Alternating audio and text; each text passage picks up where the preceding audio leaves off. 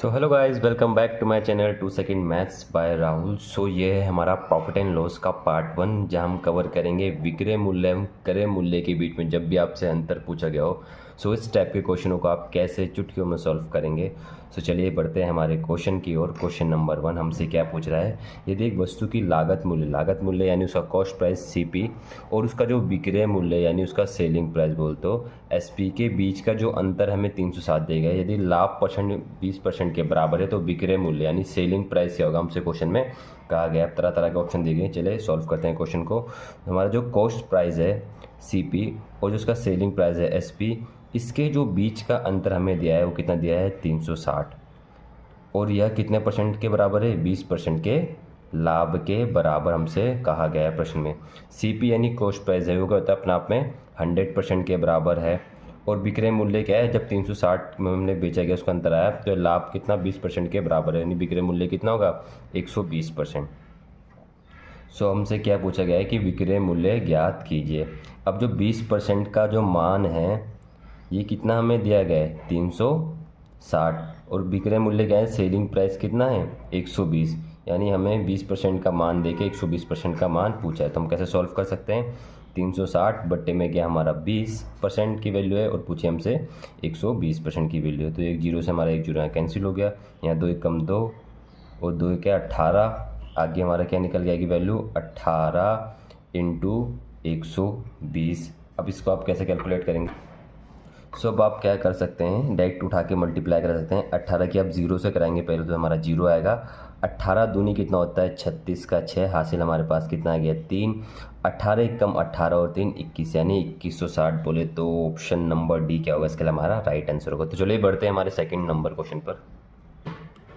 As it's question number 2 हमसे कह रहे थे एक बल्ले का जो लागत मूल्य यानी जो हमारा सीपी है और उसका जो विक्रय मूल्य यानी उसका जो एसपी है, इनके जो बीच का हमें अंतर दिया है वो 180 के बराबर है, यानी लाभ परसेंट 120 है, यानी जो सेलिंग प्राइस है वो अपने आप के क्या है 120% में बेचा होगा, यानी हमने कोई 100% की जो वस्तु होगी उसमें 20% का लाभ कमाया होगा, उसे 120% में बेचा होगा, ये हमसे कहा गया है।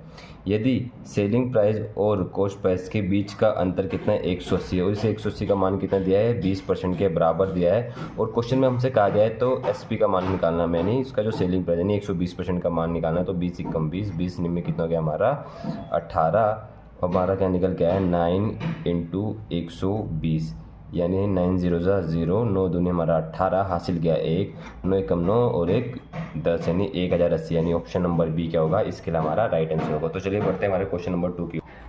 क्वेश्चन नंबर 3 हमसे कह रहा है जब किसी वस्तु को 15% और 17% की हानि में बेचाता है, अर्थात इक्विवेलेंट कितना होगा ये 32% की हानि में बेचाता है, तो इसका प्राइस कितना आता है 96 रुपये, विक्रय मूल्य का जो अंतर आता है। यदि इसे 10% के लाभ में बेचना होगा, यानी हमें जब इसे 110% में बेचना होगा तो हमें कितना इसका विक्रय मूल्य रखना होगा, क्वेश्चन में हमसे पूछा गया है। अर्थात जो 96 है ये कितनी 32% की वैल्यू है और हमसे पूछी कितनी 110% की वैल्यू। प्रॉफिट क्या होता है 100% प्लस प्रॉफिट होता है हमारा, और 100% माइनस हमारा लॉस होता है। तो 32 दिया हमारा 96, 3 इंटू 110 यानी 330, ऑप्शन नंबर बी क्या होगा इसके लिए हमारा राइट आंसर होगा। तो चलिए बढ़ते हैं हमारे नेक्स्ट क्वेश्चन की ओर। क्वेश्चन नंबर 4 हमसे क्या पूछ रहा है।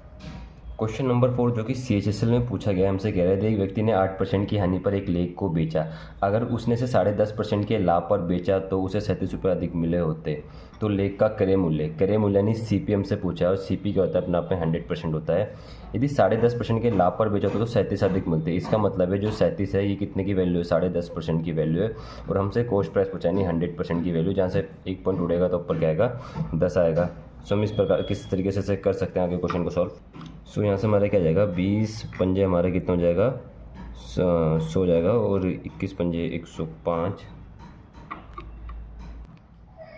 सो इसी प्रकार से आप क्वेश्चन को सॉल्व करेंगे तो ये हमारा 20 इंटू 10 यानी 200, यानी ऑप्शन नंबर ए क्या है इक्विवेलेंट आंसर हमारा आ जाएगा।